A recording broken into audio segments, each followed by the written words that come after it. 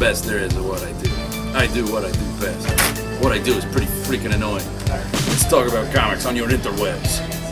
Live from the emptied out Famous Faces and Funnies, because they're all at MegaCon and I'm not this year because I didn't get a booth and I don't have any money left because my wife had surgery. So I can't even go as a person. So, it makes me mad. I'm going to talk about comic books instead.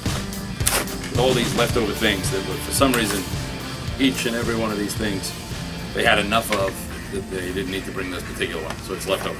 Alright, let's start. Big on the list. Convergence, number 1. Last week was number 0. It's the Earth 2 guys dealing with Telos.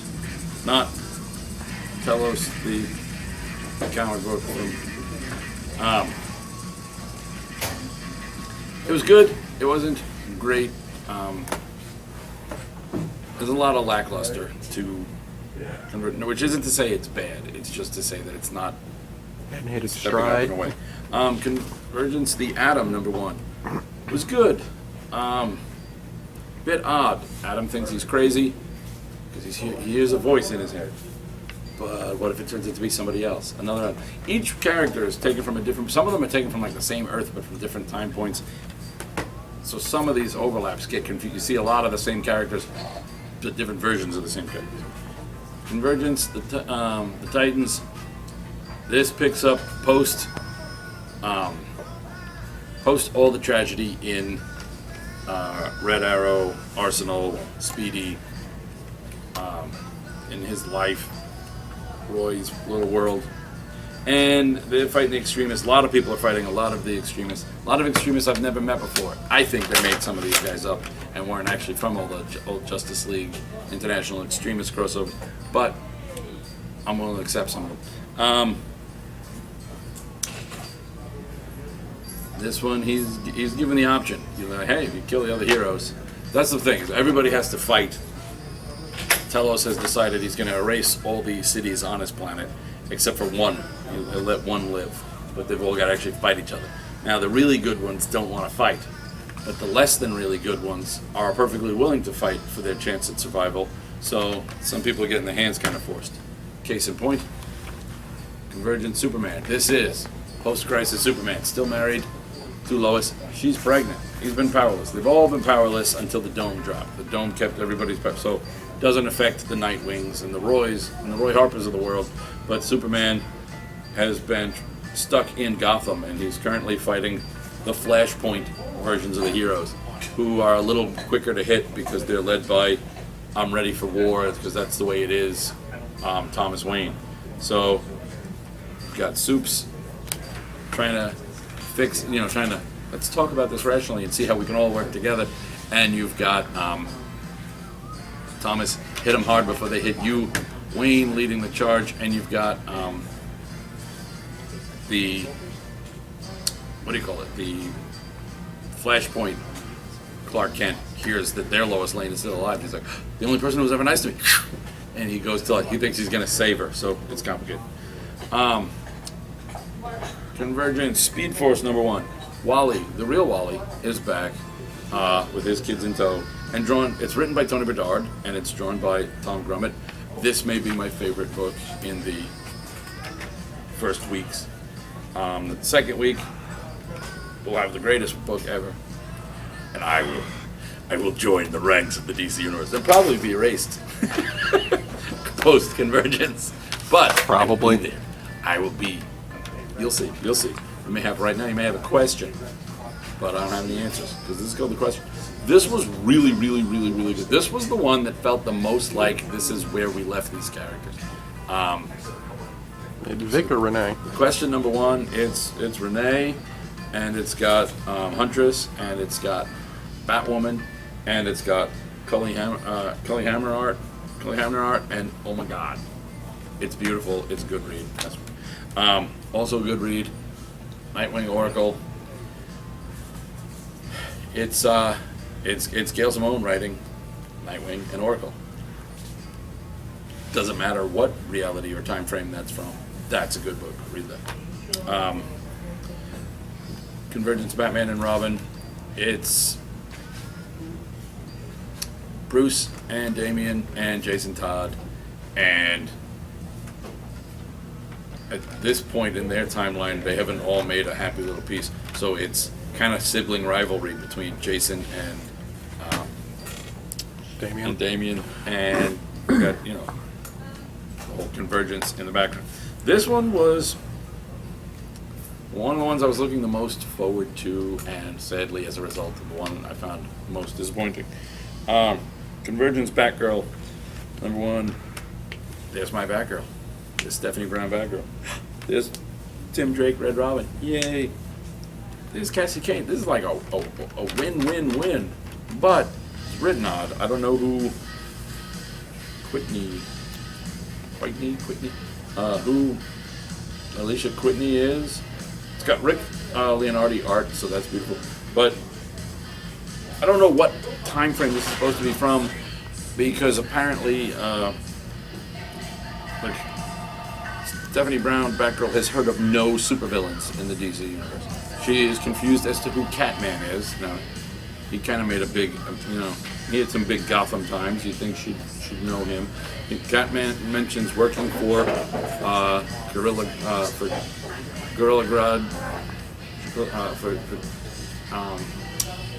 She's like, who? You know, and it seems like you'd know who Gorilla Grodd is. So that threw me. It was all the characters I liked, but they just weren't written to necessarily sound or feel like themselves, and that left me wanting. Copperhead number 6 continues to be the greatest space western that there is. Gotta read that. I don't know how many other space westerns there are, but no matter how many there are, this is the best one. So we get a little more of her social life, and there may be some trouble, people trying to come between her and Deputy Boo, but Hulk versus Hulk. This is Hulk number 14, with Doc Green and Deadpool versus Thunderbolt Ross. They've got a plan.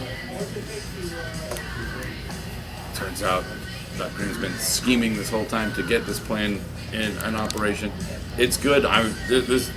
Jerry Dugan has turned me around. I really like this version of the Hulk. Darth Vader number 4.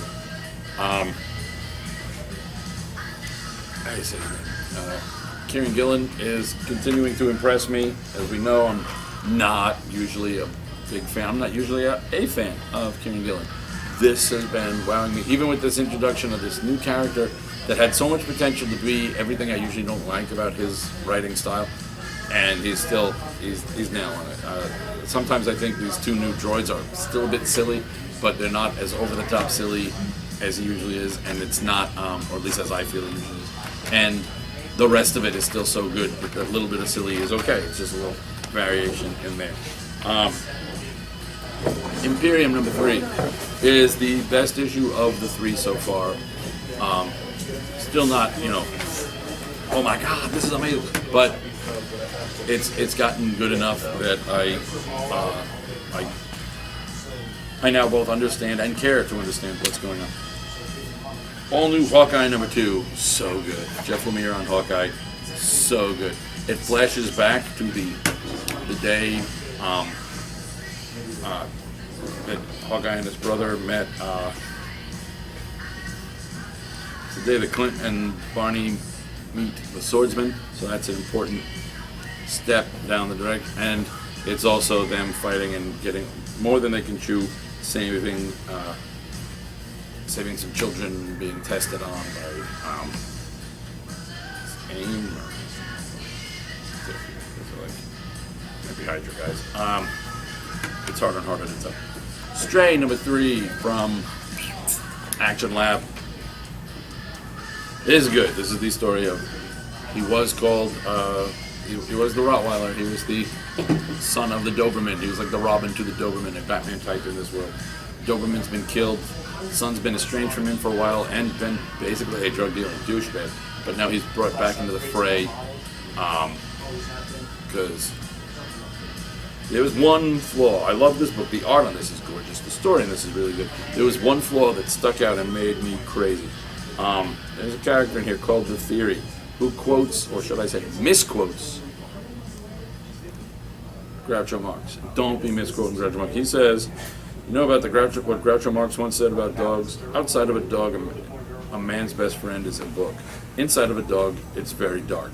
It's not what he said. What he said was, outside of a dog, a man's best friend is a book. Inside of a dog, it's too dark to read. I even have that shirt on.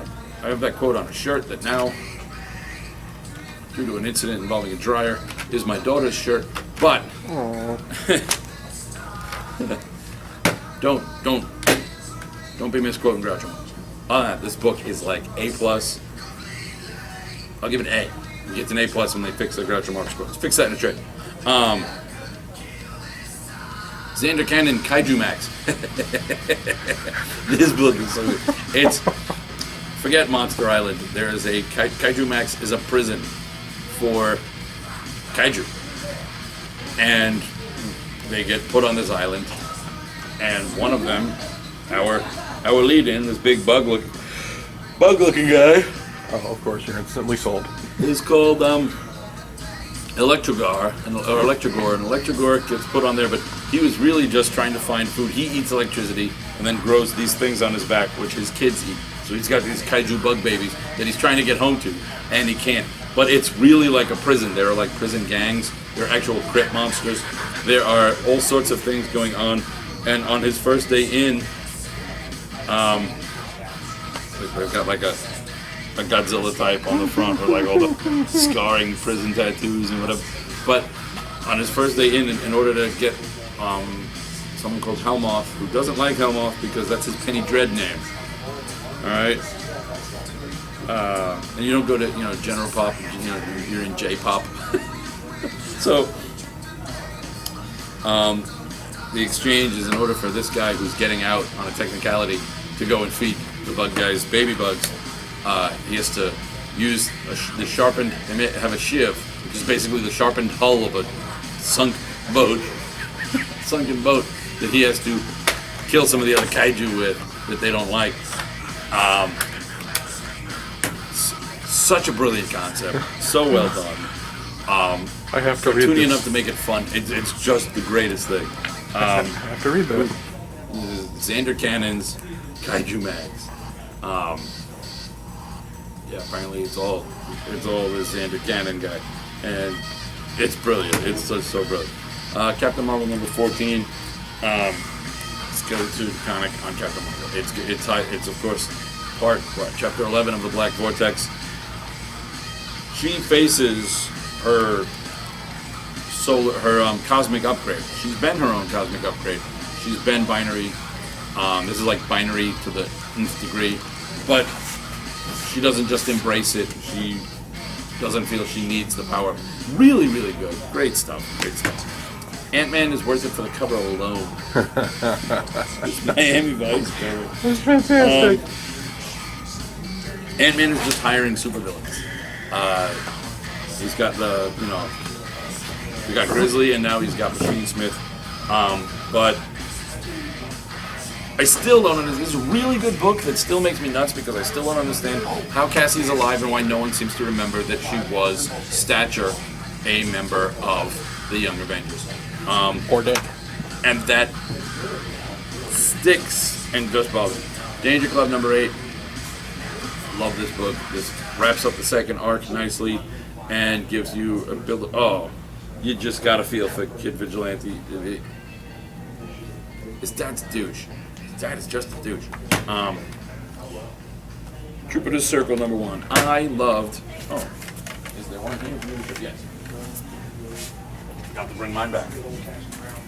Jupiter's Legacy was this great dystopian hero book. Which on the one hand is just, it sounds like it should be just the typical Mark Miller stuff. And as we know, I have a very love-hate relationship with Mark Miller. I either love what he does or I hate what he does. There really isn't any in between. Lately, he's been doing a lot of stuff that I've just loved. So, I don't know. Maybe my hormones are out of whack. I don't know what to tell you. Don't mess with me. I just flipped you off with a claw. Couldn't do that. Ooh, I was about to say couldn't do that again if I tried, and then I did it.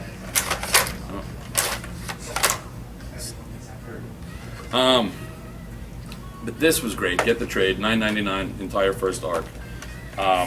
This is, they'll get back to that, but first they're doing this mini-series that is the origins, you can see from the super friendly looking cover, of the first generation of characters. This mostly deals with their kids and the younger generation dealing with the pros and cons of their parents' regime. This is that regime. It's kind of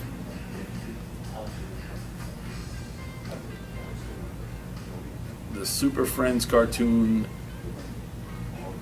and the Watchmen miniseries had a baby. Saga number 27. So good.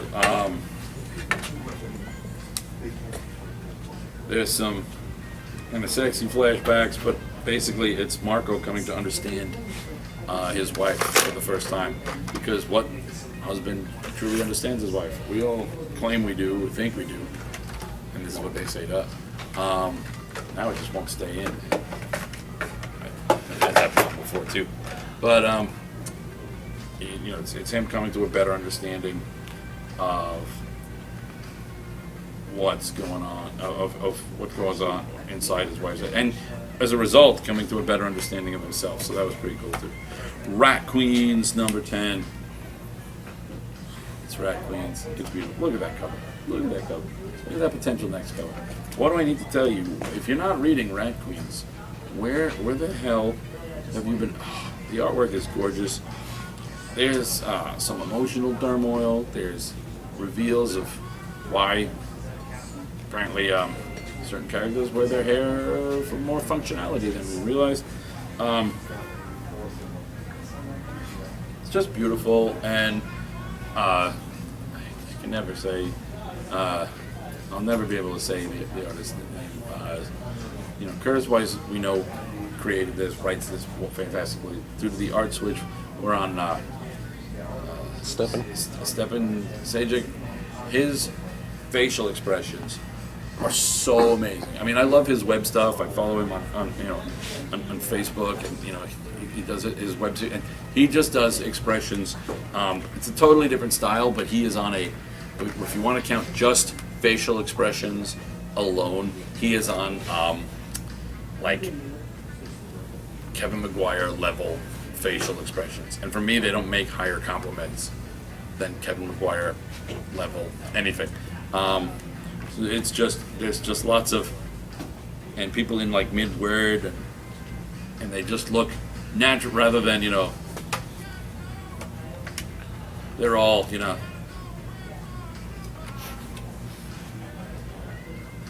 and it just looks great. I love it. Ultimate Spidey comes to an end with, ironically, a cover.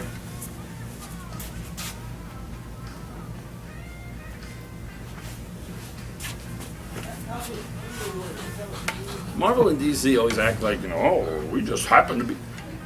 I swear they just do this stuff with us. I mean, Yeah, they Virgins. What were they calling this one? The Incursion? Version. And look at these covers. It's the same concept. This one wraps it up, but tells us that it says, this is what I find foreboding, is it features some of his teammates from the new Ultimates. It's got a whole glimpse of the Ultimate Universe, but it specifically says Miles Morales will be seen next in Secret Wars, which leaves it up in the air for everybody else. It's on a page. Look, Miles is on this page with a couple of his classmates. On the other side, we got their Cloak and Dagger. What about Assuming man? that's Bombshell. And they're just like, yeah, we don't need those characters. Miles Morales is the only one we might bother bring. Legacy of Luther Strode. Can you be a Zen pacifist with the ultimate Combat ability? combat ability? Turns out you can, but it's difficult, especially if your girlfriend has gone from damsel in distress to the love child of Tank Girl and Rambo. Spider-Man 2099, number 11. This is great because Miguel talks to Peter Parker and basically spoils for him half of the plot of what's happening over in Amazing Spider-Man. I thought it was brilliant. He just tells him, look, they're trying to do this. It's been a secret in Amazing Spider-Man. Now he knows. Shield. So they literally made him a big sex machina? Yeah, they can do. Shield number 4. What's so great about the way Mark Waid writes this? First off, there's Chris Sprouse artwork. That's always a good one. But Mark Waid writes this so well that every time Phil Coulson talks, you hear Clark Gregg's voice in your head. It's perfect. You hear the pauses, the inflections, you visualize the mannerisms. Even though the comic pictures are still, you see the motion. It's wonderful. Howard the Duck, number 2, is great. It's still not exactly the Howard we've left behind, but the potential is there. There are some feels. I mean, there's a great, actual, powerful, and poignant moment between Howard the Duck and Rocket Raccoon, who, for the most part, most of the world views these two characters as kind of comic relief for obvious talking animal reasons. But they have this great little moment that really just was as close as you're going to get, I think, to Howard, the way Howard's supposed to be. And it was great. It was really well done. Deep State, number 5. We're up to a new storyline, and there is an assassin with time-traveling bullets. There's a gun that was supposed to make bullets disappear so you couldn't use them. I couldn't find them as evident, the ultimate government sniper. But what it actually does is it displaces the bullets and moves them through time.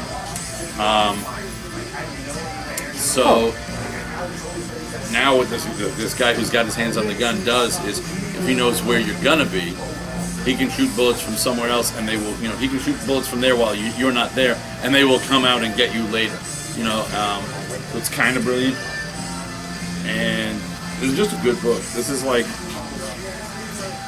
is Justin Jordan's X-Files. Is the best way to describe it. Cullen Bunn Masks 2.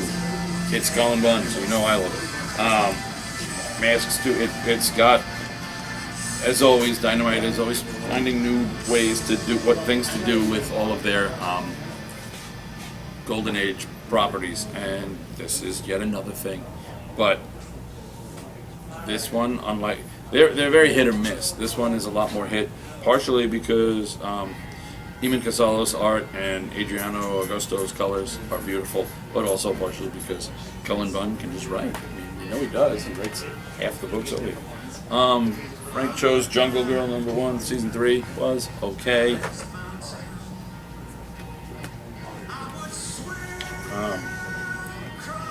Reanimator number 1. It's the Reanimator, right? You love Herbert West. You miss him. Well, he's back, and he's still just as kind of douchey anti-hero, weird guy, his own worst enemy as you want. And what's great is they give us a new assistant for him, and basically we see this through her eyes. So you have someone you can identify with a little easier than Herbert. Although I know a lot of people identify with Herbert, but those people are fucked in the head. That's important. One last book I want to review quick, just because. Deadpool number 250. Seriously? The Death of Deadpool. I actually read it because it's the Death of Deadpool. Fair point. It was okay. There's a lot of backup stories that were kind of meh. Some of them had cool artwork. Some of them had cool concepts, but more or less they were meh. The actual Deadpool story itself was, he gets his almost happy ending, and then here, spoiler, he gets his happy ending for a page or two, and then the incursion happens. Of course, Deadpool knows it's the incursion because Deadpool breaks the fourth wall. And he's like, really? I thought the Avengers would have that. Oh well. And then, he's gone. So, but then he's dead for incursion. So I don't know what's happening with Deadpool. Supposedly, right now, Deadpool and Wolverine are dead. I don't understand how Marvel will continue to exist. But we'll see. But what was really good, there's a roast of Deadpool. He gets his hand on the Infinity Gauntlet and uses it to wish a roast for Oh, himself. sweet Jesus. Where everyone shows up aware that they're there against their will, but can't help but laugh at the jokes and participate because Infinity Gauntlet. There are some good jokes. There are a lot of missed jokes. Some of them are missed jokes on purpose because these characters aren't supposed to be fun. You know, you've got Hulk telling bad jokes about farts, and then he eventually pauses and goes, "Hulk, have 10 more minutes of fart jokes."